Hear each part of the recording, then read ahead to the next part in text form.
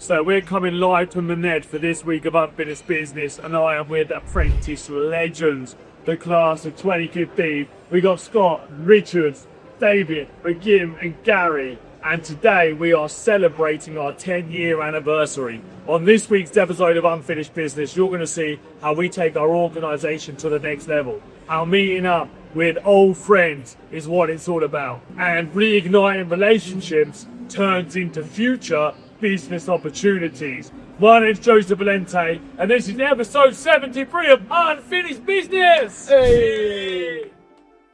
Okay, so this is a big milestone for us at Trade Mastermind, and we're going for the big reveal of our new offices. 3, 2, 1, woo! This is badass. Done such a good job, honestly. Yeah. They delivered on time. Yeah, brilliant. It's phenomenal. Oh, it's amazing. Turned some old offices into fucking badass, yeah? The team are loving it. Oh, it's amazing.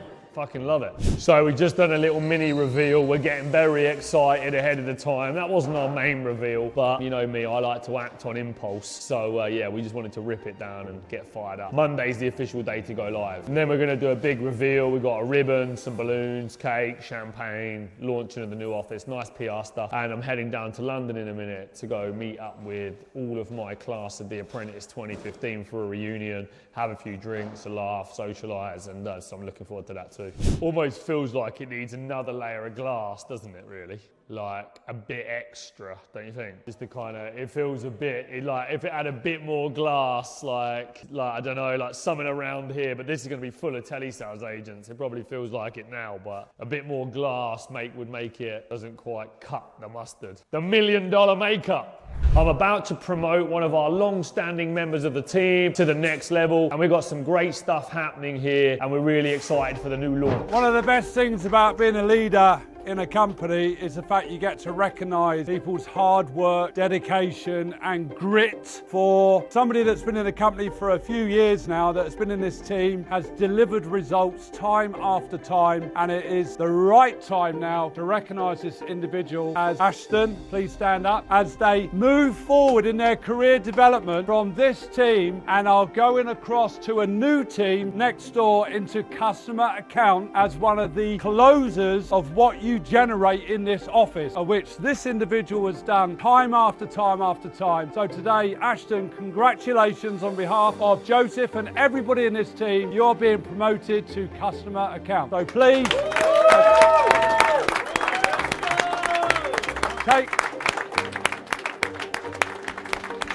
walk through, mate, walk through.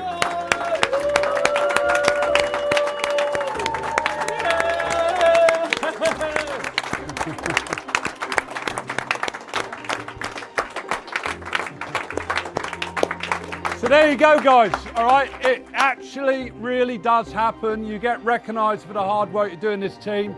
Everybody's looking at what we do. Joseph, the whole leadership team looks at what happens in this room. So keep up the great work, all right? Everybody gets the opportunity to progress through this business. And Ashton is testament to that today. So well done. I was going to add a couple of extra things to that. So Ashton has been here for 2 years, as Lee said, and I've watched him show up every day, commit to this and produce bookings day in, day out. He's contributed a huge amount of revenue to the organisation. He's progressed. He's shown a lot of interest in progression over the period of time, and me and Lee and the team have been speaking a lot about this team in here. You know, we got some great people. You guys are doing a fantastic job. I hear what goes down, I look at the results, I see the energy, I watch the chat, and I know I don't know all of you personally, like I have been close to some of the people in the early days of the organisation, but what I want you all to know is that there is succession opportunities for you here, and we're going to start to develop more sales teams over the next 4 to 8 weeks that are the level up between customer accounts and the telesales function. So for the superstars in here, you're going to get an opportunity to move up, okay? We're going to bring new people in, and then we're going to move people up. We're going to bring new people in, and we're going to move people up. And this isn't going to take 2 years for you to get that opportunity, okay? We're looking for talent that can move quickly, but all about the results, yeah? You have to be able to execute and not just have one good day and think you're going to get a promotion. You've got to be a consistent performer. Yeah, so we're now looking every day as we build the organization. We're doing two things. We're looking to recruit from externally and we're looking to recruit from within here. Yeah, so the opportunities are going to be huge over the next 1 week to 12 months and beyond. So really lock in. You're learning the ropes here, okay? You're really building your resilience and skill set. That's what this type of role is in sales. It's about hitting the dials, doing the volume, okay? Building your persistence, building your resistance, and getting good. And then when you get good in here, you can start to move on to the big ticket stuff. So I want you to keep that on your radar. Every call that you make, every 200th dial that you're about to do, just see that you're putting in the reps to be able to move to the next level. And if you're money hungry, who's money hungry? Yeah, if you're money hungry, okay, there's a huge amount of money to be made here. When you move up to the next level, you're making serious numbers. Yeah, that's what I'm talking about, buddy. Well done, mate. You happy about the move? Take you up a level. Good. Yeah, you've been doing that for long enough now, mate. Now's the time to move up. Big plans, great opportunity for you guys. Big tickets, big earning opportunities. You're going to get real slick data. Yeah, real access to good information, good opportunities. You just need to settle yourself in today. Yeah, so I'm really excited to go and see the guys. 10 years it's been since we were on the show together, and a test of true friendship is that when you see those people you've not seen in so long, it feels like it was yesterday. And in the group chat, I'm already getting excited to go and see these guys. It's been such a long time. I've not seen them for, I don't know, 5 years, pre-2019. We've not been able to catch up since, so it's going to be a game changer. Actually, no, I think I saw a couple of them in 2021, summer of 2021, but still, that's a few years.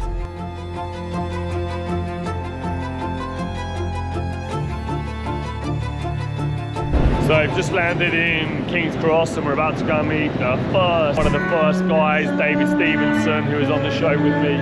He'll be around here somewhere. Yeah, we were always in Birmingham together, doing something, going out. That's what my memories are like. I don't know what changed, because I feel like we were with each other all the time. Yeah. Always an event going on for like, it must have been 2 years. Yeah. And then it just seemed like one day it just stopped. Down, yeah. But the thing is, I was saying to McGinn last night, because I rang him and I was like, I've seen him maybe, last time I saw him was maybe 3 years ago. Yeah. I saw Gary about a year and a half ago. Yeah. And then other than that, I seen Brett maybe 4 years ago. Yeah. But never seen you lot together. The man, the myth, the legend. You'll feel like you're on the Apprentice again. You go to the net. Joe, tell me, what are you up to, bro? Honestly, because I am struggling to keep up with you. You got like loads of things going on. I've got a training business now, so that's doing well. We've got about 60 members of staff. There's £1 million a month in sales. Yeah. Just about to launch a business called Trade Group Services, which is recruitment, websites, design, accountancy. Yeah. Just invested in a CRM business. So we'll teach the training and then give the businesses the skills to market and sell. And then alongside that, they can now access all of the services they need to execute on the training. So it's all these business services fixed for one fixed monthly price. There's nothing like it out there in the market. Okay. So it reduces the overhead cost by about 75%. But I've just hired this fucking beast of a big hitter from Amazon, come from Luxembourg.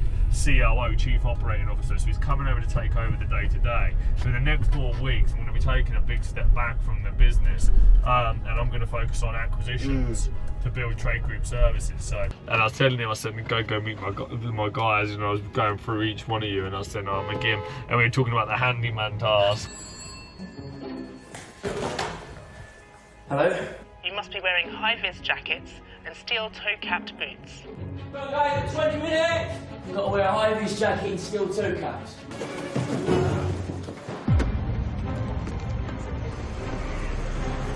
Bro, let me show you something. I was saying about you leaving a massive hole in that poor woman's fucking thing, and I remember painting over that side. My miss was like, oh, it was a couple of weeks ago. She goes, oh, put a shelf up for me. Nowhere to I was like, no, I don't want to do it. I can't be arsed. I'm busy, blah, blah. Just kept hounding, yeah? Wow, look at that. Get out of the camera.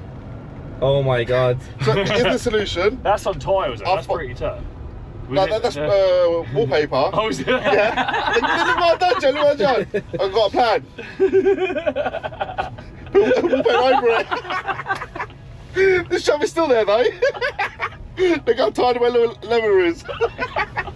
And it's not even level.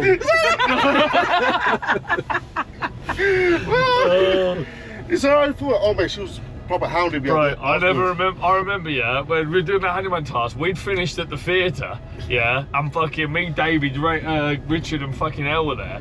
We turned up on the shop, do you remember? Yeah. And he was outside, and he was fucking painting, and he was painting over that woman's sign, and he was like, I'm sure you were like, you still got to pay or something. Yeah, and we'd only charged him like a tenner anyway, no. or something. That was the bad. price, it was like... What I need is a bigger nail.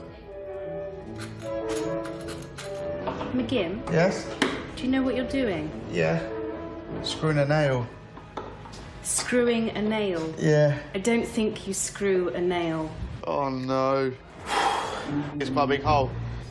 There you go, and tighten up. That's right. That shelf is not straight. I think they're meant to be like this. I'm telling you, I'm struggling to put up a shelf, yeah? And you were like, how fucking hard is it to put up a shelf?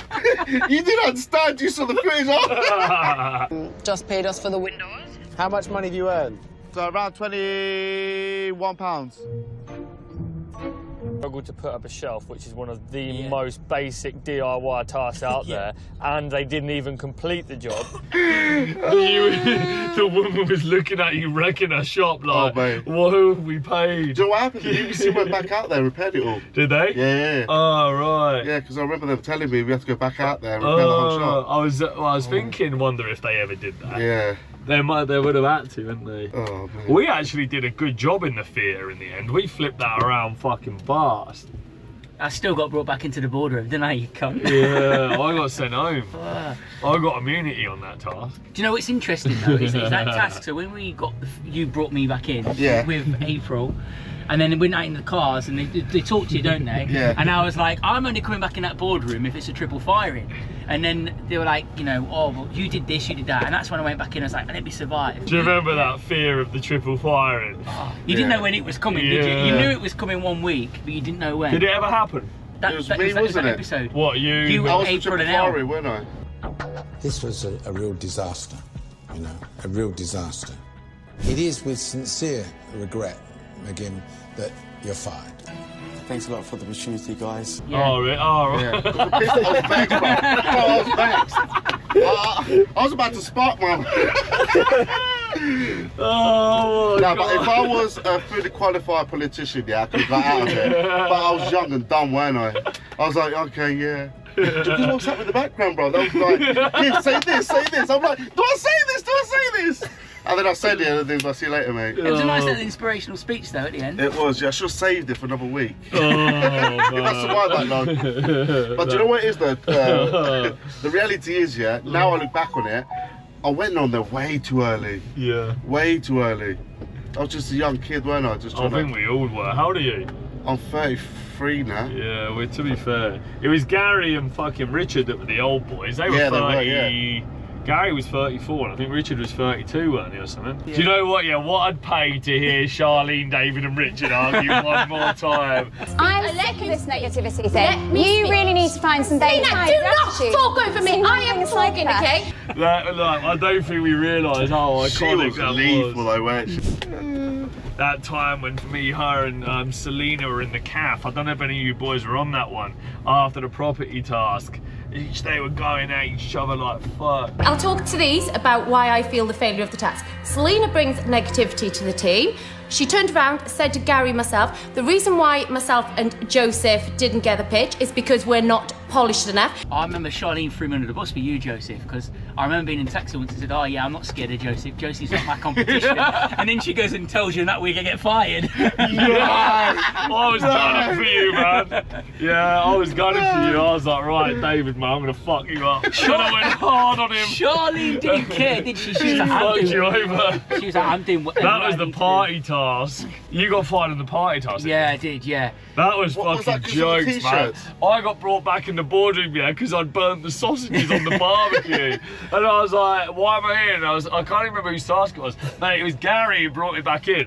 Well, no, but then Charlene got up to leave because and then all of a sudden he said, sit back down. Yeah, do you remember so it was that? the 4 of us. Season. I mean, last night's episode was a bit tragic, to be honest. It was an absolute Apprentice classic, but it's not the same, is it? Yeah, me personally, I've stopped watching it since we've left. Yeah, I was saying that. Once you're involved in the process, you can't understand how it all works. Yeah. And you think, do you know what? It's not real, is it? It's not real. Like everything's. It's in actual fact, it's stacked in against them. Yeah. I think we all started to realise that there were some things at play in the early doors. Do and you there were some remember hidden rules, week 6? We were in the cab, me, you, Charlene, and we were looking at the thing like, where do we go? And we said the Rainforest Caf. Yeah. I remember this so clearly, and you was like, no, let's just slack it off. Yeah. And then there was a producer in the car and said, no, I think we should go to the Rainforest Caf. Fucking hilarious. But that was a fucking task, man. If I didn't have Sam with me on that fucking team, because he could speak French, they gave us the yellow pages in French. Yeah. Pardon, avez-vous un miroir Louis-Philippe? Oui, je pourrais demander un miroir Louis-Philippe. Vous avez ça? Oui, j'ai plein de miroirs, monsieur. Ok, c'est bon. Did you come to France? Yeah, I came to France. Yeah, you I stayed stayed in at- yeah, I stayed yeah. over. Do you remember? Sam was doing a good job reading the fucking... But do you remember in the boardroom, I remember going through and Lord Sugar turned around and said, McGim, I'm surprised you didn't buy the inflatable. Yeah. Since your last he girlfriend was a probably- blow-up doll. He probably done me in. Like, Did he? yeah. Fucking He savage. kept doing me in all the time. You he did. killed him in the last show though, didn't you? In the You're Hired show. Yeah. When you were like, I'm surprised you ain't dead or you'll be dead. Do you remember? 10 years still alive, isn't he? I know. He's still going, man. Still going.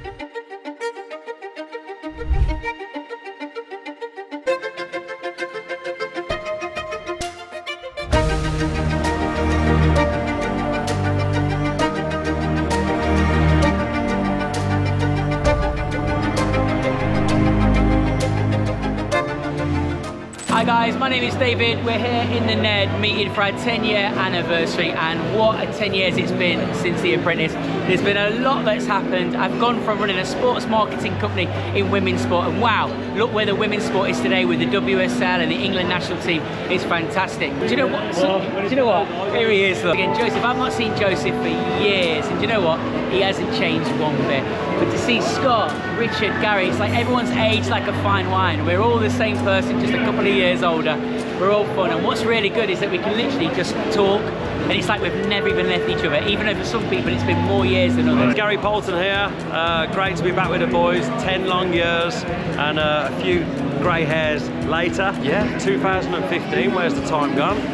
So great that we all got back together today for 10 years. Everyone seems to be doing really well. Feels like only yesterday since we was all sharing bedrooms together. I think in my room, I think it was Joe and Scott was in our room, and yeah, so I remember having to sleep next to Joseph for a long time, and I think my snoring put him off. So I remember being in the final, watching Joseph, and none of us knew that he'd won it that day, and I was there with his mum and his family, and then when he won it was just a fantastic evening and very emotional, and just so chuffed for him, and great to see he's doing so well now.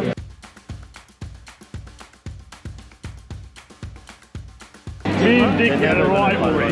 Yeah. I remember, the second morning after the Billinggate task, we all like congregated downstairs at the breakfast table. And as you start to eye up your competition, there was only one other person really that said they were going to win. That was really backing themselves. It was him and it was me. I used to sing, I'm going to win. Yeah, I'm going to win. I'm going to win. Come here, you. Oh, Beverly. Oh, yeah. Richard has some qualities that irritated me at the start. Yo, yo, yo. Hello, Super Sub Team. But now I've changed my perception and they actually make me laugh, and I think he's a lovely man. Richard believed he was going to win, but unfortunately I was on his series, so it was impossible. The thing is, when you really, I think this is a good thing, you should fucking commit to things. There's so many people who went on that show who never really thought they were going to win. And we ate them up. And I was so fucking determined to win. I cooked it up. I think you beat me fair and square. In fact, I put there, you beat me very obviously by I do genuinely believe that, and I respect you for that. It's great to see everybody here tonight. It was a really lovely invite, and we're all celebrating our 10-year anniversary as part of the Apprentice, and it's great to see everybody. It's fantastic to see how well Joe's doing, and everybody else within our little fraternity of 2015 alumni. So Richard Woods and I came third on the Apprentice, and thoroughly enjoyed it. It was an amazing opportunity to be able to work with all these great lads that you see here, but also the wider alumni as well. So in terms of how I did, I came out of the Apprentice, I continued growing my marketing agency Yob, eventually grew that and sold that business. Okay, so on the Apprentice you do loads of weird and wonderful tasks. I mean, we went to go running with Mo Farah, and we went to do snowboarding with Jenny James, who was the gold medalist in London. But one of the great things that never made the show was they took us to Austria to go and do this trip, this sort of treat just before the final five, and we got all so drunk on this trip, and there's Joseph and I at the back being rowdy on the coach, and we got told off quite severely, quite rightly as well, by the crew that the trip actually never even made the final cut.